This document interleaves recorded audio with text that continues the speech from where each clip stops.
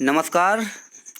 एक बार फिर स्वागत है सभी भावी शिक्षकगण का अपने यूट्यूब चैनल आई के हिंदी टारगेट में। जैसा कि आप लोग को मालूम है कि पीजीटी का इंटरव्यू चल रहा है 6 नवंबर से, तो और 10 नवंबर से आपका टीजीटी का, यानी कल से आपका टीजीटी का भी प्रारंभ हो जाएगा। इसी के परिप्रेक्ष्य में जो कैंडिडेट्स वहाँ से देकर आते हैं, तो जो प्रश्न वहाँ से पूछे जा रहे हैं, किस तरह से आयोग पूछ रहा है, उसी को कलेक्ट करके हम आप लोग के सम्मुख पेश कर रहे हैं। तो चलिए देखते हैं कौन कौन से प्रश्न कैसे पूछे गए हैं। तो सभी से, जितने लोग जाते हैं कैंडिडेट, सभी से पूछा नहीं जा सकता क्योंकि सभी संपर्क करना मुश्किल है। लेकिन कुछ लोग जो दे के आए हैं, एक दो लोग एकदम पर्सनल,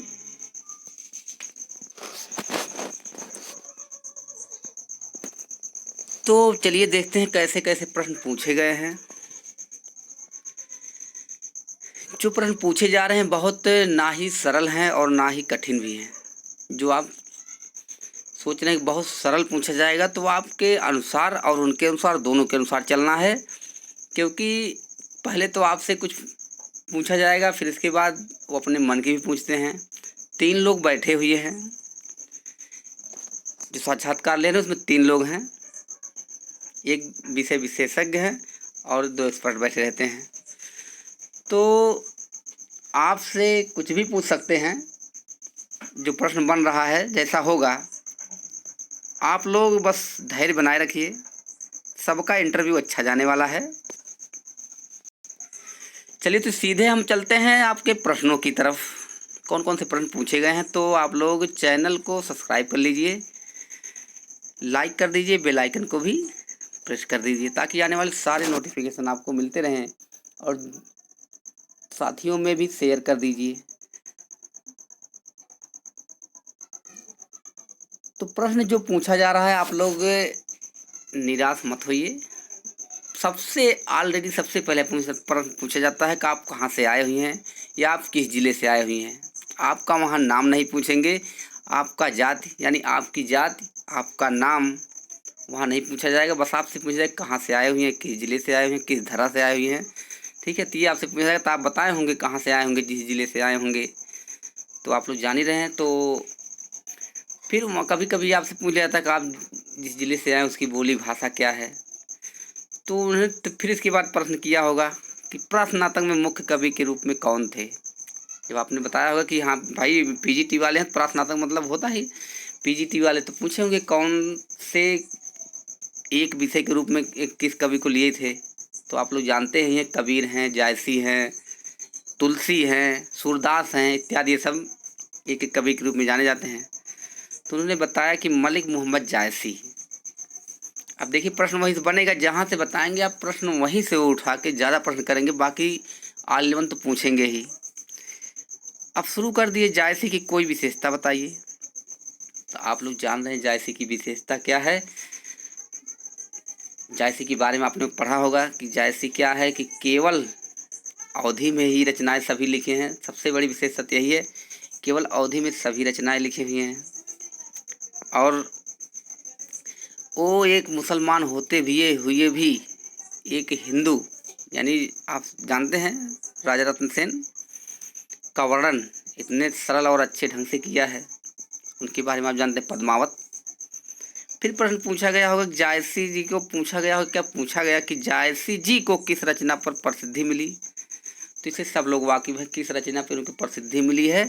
तो सबसे ज़्यादा प्रसिद्धि मिली है पद्मावत पे। पद्मावत से ही प्रसिद्ध हुई है। जब पद्मावत लिखा गया तो 1540 में, तो शेर शाह सूरी समकालीन थे, आप लोग इससे वाकिफ हैं। और उन्होंने ही सुना और देखा कि हाँ पद्मावत लिखे हैं, तो उनके चारों ओर क्या है, बड़ा नाम हो रहा है। तो उन्होंने भी, उनके अंदर भी एक लालसा जगह की पद्मावत जो लिखे हैं जायसी, उनको हम थोड़ा देखें। तो इसीलिए क्या है, चारों तरफ फैली हुई थी। और उन्हें जब उनके पास गया तो देख के उनको हंसने लगे थे। आप लोग सब जान रहे हैं कि एक आँख से मतलब अंधे भी थे और एक कान से बहरे भी थे। तो वहाँ पर एक उक्ति कहे थे, मोहिका हंसिस की कोहिरई। ये भी आप लोग याद रखिएगा, किस रचना से है, किसकी है, फिर इसके बाद पद्मावत के किस खंड में नागमती का वियोग दिखाया गया है, ये आप लोग को बताना है। इसको हम कल वीडियो में बताएंगे। अगर आप लोग नहीं बता पाते तो हम इसको कल अवश्य बताएंगे। तो देख लीजिए, अंदर से पूछा गया है कि पद्मावत के किस खंड में नागमती का वियोग दिखाया गया, जबकि आप लोग जान रहे हैं नागमती वियोग वर्णन है ये 57 खंड है। आप लोग जान रहे हैं, अवधी भाषा में लिखा, ठेठ अवधी में लिखा गया है। तो ऐसे ऐसे प्रश्न पूछे जा रहे हैं। तो थोड़ा आपसे व्याख्यात्मक पूछा जा रहा है, तर्क, सीधे नहीं कि रामचरितमानस कौन सी भाषा में है। फिर आगे चलते हैं। आगे क्या पूछा गया, जायसी का प्रमुख अलंकार कौन सा है। तो जायसी के प्रमुख अलंकार आप लोग को बताने हैं। अब हम जवाब नहीं देंगे, पहले आप लोग जवाब देंगे, इसके बाद फिर हम वीडियो में जवाब, सुबह हो सकता है आप लोग को पूरे सवालों के जवाब दे देंगे। तो आप लोग सभी का जवाब दीजिएगा अच्छे से। उसको कैसे वहाँ पर व्यक्त करना है अपनी वाणी को, तो उस हिसाब से आपको जवाब देना है। पद्मावत की कोई पंक्तियाँ सुनाइए। तो पद्मावत की पंक्तियाँ आप लोग जानते ही हैं, तो कोई पंक्तियाँ सुना सकते हैं आप। फिर इसके बाद अब उधर से थोड़ा हट चुके हैं। अब कहे खड़ी बोली का क्षेत्र बताइए। जी हाँ, खड़ी बोली का क्षेत्र, छत्तीसगढ़ी का क्षेत्र, अवधी का क्षेत्र, ब्रज का क्षेत्र, बुंदेली का क्षेत्र, मगही का क्षेत्र, भोजपुरी का क्षेत्र इत्यादि जितने भी भाषाएं हैं, वो बोलियां हैं, किसी का भी क्षेत्र पूछ सकते हैं। 2-4 बताइए, कई क्षेत्र बताइए, मुख्य क्षेत्र बताइए। तो ये सब प्रश्न आपको कर लेने हैं। बिहारी सतसई की टीका फारसी में किसने लिखी। अब देखिए, बिहारी सतसई की टीका फारसी में किसने लिखी, तो ये सब भी आप पढ़े हैं। बिहारी सतसई पे 50 से अधिक टीकाएं लिखी गई हैं। सतसई का तत्सम क्या होता है या क्या है, सतसई का तत्सम क्या है, उसी में से प्रश्न निकाल लेते हैं। फिर इसके बाद संचारी भावों के नाम बताइए। संचारी भावों के नाम बताइए। संचारी भाव कितने होते हैं, आप लोग जो एक लोग हमारे पास पर्सनल फ़ोन करके बताएं, सर जी हमसे ऐसे ऐसे प्रश्न पूछे गए। तो उनसे पूछा गया, जो मैडम थी उन्होंने कहा कि संचारी भाव की संख्या बताइए और पूरे नाम बताइए कि मैं गारंटी लेता हूँ कि 90% से प्लस जो होंगे किसी को याद नहीं होगा। 33 कोई नहीं याद करता, सिर्फ जानते हैं संचारी भाव की संख्या इतनी है। ज़्यादा से ज़्यादा 10, 15, 12, 8 यही सब याद रखते हैं। आपसे अगर पूछ लीजिएगा 33 सुनाइए तो आपके होश उड़ जाएंगे। तो ज़्यादा से ज़्यादा आपको कर लेना है। ऐसे भी प्रश्न पूछे जा रहे हैं। संचारी भाव की संख्या, अनुभाव की संख्या, सात्विक भाव, इसको एकदम रट के जाइए। सात्विक भाव की संख्या कितनी होती है आपसे जरूर पूछा जाएगा। मुख्यतः छंद रस अलंकार, यानी रस छंद अलंकार तीनों बढ़िया से रट के जाइए। तीनों में से प्रश्न आपसे एकदम तुरंत उठाएंगे, आपसे पूछेंगे नहीं। जैसे कहीं व्याकरण में क्या पढ़ के आए, अगर कुछ भी बताएंगे तो प्रश्न जरूर उठा लेंगे। फिर इसके बाद इलाहाबाद कितने जनपदों से लगा हुआ है। लगा हुआ तात्पर्य कितने जनपदों से सटा हुआ है, कितने जनपदों को टच करता है। इलाहाबाद आपसे पूछा जाएगा। आपसे उत्तर प्रदेश के बारे में पूछा जाएगा। मुख्य तथ्य बताइए, क्या है यहाँ की विशेषता, क्या है। इलाहाबाद के बारे में बताया जाएगा। ये सब तो आप जान ही रहे हैं, तो इसको बताने की ज़रूरत नहीं है। तो ऐसे ऐसे प्रश्न पूछे जा रहे हैं। फिर आगे पूछा क्या गया, कौन सा अलंकार तुलनात्मक से संबंध रखता है। जी हाँ, तुलनात्मक से संबंध रखता है। ये प्रश्न आपको अच्छे से कर लेना है, सोच के बताना, समझ के बताना है। अलंकार एक एक प्रश्न सबसे टच कर सकते हैं। कभी कभी देख लीजिए, किसी को 25 मिनट आधे घंटे तक वहाँ बैठाए रहते हैं और पूछते रहते हैं। ये मान चलिए जितना जल्दी आपको छुट्टी दे दिए, मान चलिए आपका इंटरव्यू अच्छा नहीं गया है। अगर आपको 5 मिनट में छुट्टी देते हैं तो आप बड़े खुश से मत होइए कि मुझे 5 मिनट छुट्टी दे दिए, हमारा इंटरव्यू बड़ा अच्छा गया। तो जो आपसे संतुष्ट नहीं है, मान रह लीजिए कि वो आपसे संतुष्ट नहीं है, इसलिए वो जान रहे हैं कि इनके शरीर में गर्मी हो रही है और काँप रहे हैं, ये मतलब पूरी तरह से संतुलन नहीं बना पा रहे हैं, इसलिए वो समझ जाते हैं, इसलिए कहते हैं अच्छा आप जाइए। और जिसके पास वो क्षमता है उससे प्रश्न करते रहेंगे और बताता रहेगा, और जानते हैं कि इनको किसी तरह से गिनाया, और 15 मिनट 20 मिनट शास्त्रार्थ होता रहता, आधे घंटे बैठा लेते हैं। उन्होंने बताया सर जी आधे घंटे तक हम उनके सामने बैठे रहे और प्रश्न करते रहे। भाई साहब तो जैसे संचारी भाव संख्या पूछ लेगा और पूरा बता ले जाए तो मामूली बात थोड़ी है। छंद के में कितने अंग है बताइए। अब देखिए छंद में कितने अंग हैं ये भी आप लोग जानते हैं, बताइए कौन कौन से हैं। आपने बता दिया इतने हैं, तो आप कौन कौन से हैं, प्रश्न तुरंत बनता है। महत्वाकांक्षी शब्द लिखकर बताइए। तो शब्दों को वहाँ पर आपको लिखवाया भी जा रहा है आपसे कि चलिए लिखिए, महत्वाकांक्षी लिख दीजिए, इसको लिखकर बताइए। फिर इसके बाद श्रीमद् भगवत गीता लिखकर बताइए। शुद्ध कैसे लिखना, पहली बात वहाँ शुद्ध, और दूसरी बात वहाँ पर लेखन। लेखन का आप अभी से प्रयास कर लिए, जिनका टीजीटी में अभी लंबा है 23 के बाद है, वो लोग जो जिनका कल है वो भी थोड़ा तैयारी कर लें। मार्कर कैसे पकड़ा जाता है थोड़ा उसको चला उला के बढ़िया से कर लीजिए, क्योंकि लेखन भी आपके लेखन से बहुत प्रभाव पड़ेगा। आपका शुद्धता जो वहाँ लिखेंगे आप, उससे प्रभाव पड़ेगा।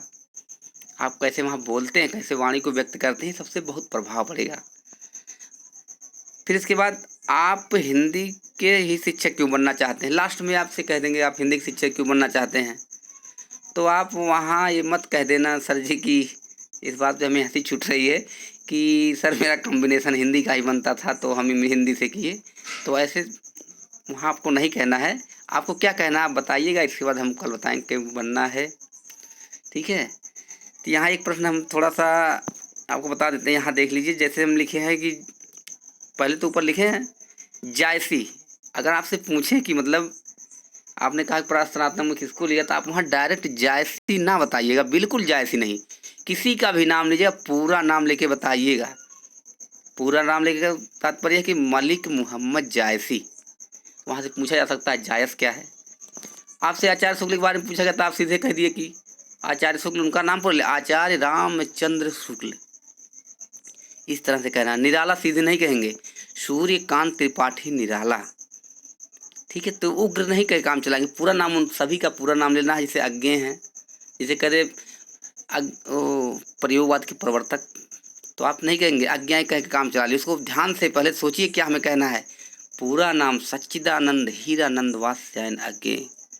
इस तरह से आपको वहाँ सभी प्रश्नों के जवाब देने हैं और पूरे कहीं से त्रुटियां ना हो। तो आज के लिए वीडियो में देख लीजिए, इतना हम बताए हैं। जहाँ कहीं कुछ कमी होगी फिर बताइए, उसको सुधारा जाएगा। कैसे कैसे आपसे पूछा जा रहा है इसी तरह से आपसे पूछा जाएगा, और आप लोग इसी तरह से तैयारी करके जाइएगा। तो जो जिनका टीजीटी में लगा है कल से उनको, उनका इंटरव्यू अच्छा हो, शुभकामनाएं मेरी हैं। और जिनका हो रहा है उनको पहले से शुभकामनाएं मिल चुकी हैं, उनका टीजीटी पीजीटी अच्छा हुआ होगा और होगा भी। और आप लोग को एक एक सीट सुनिश्चित करनी है, किसी भी हालत में बढ़िया से इंटरव्यू देना है। तो चलिए फिर हम इस प्रश्नों के जवाब सुबह लेकर आते हैं, तब तक के लिए धन्यवाद। और एक बात और, धन्यवाद कहने से पहले जिनका कल इंटरव्यू है वो अपने अपने, अगर जो हमारे चैनल देख रहे हैं, अगर जिनका इनमें से सिलेक्शन हुआ इंटरव्यू के लिए, वो ज़रूर कमेंट बॉक्स में लिखकर या हमारे मोबाइल नंबर पर, मोबाइल नंबर आप लोग जान रहे हैं, जो नहीं जान रहे हो इस पर संपर्क कर सकते हैं। 63, फिर से लिख देते हैं 63 0 66 61 62 1, 63 0 66 61 62 1, ये संपर्क नंबर, इस पर बात करके बता सकते हैं सर जी मेरा इंटरव्यू था, ऐसे ऐसे प्रश्न पूछे गए। नहीं तो कमेंट बॉक्स में आपके लिए है ही। तो चलिए आज के लिए इतना ही, फिर मिलते हैं कल। नमस्कार।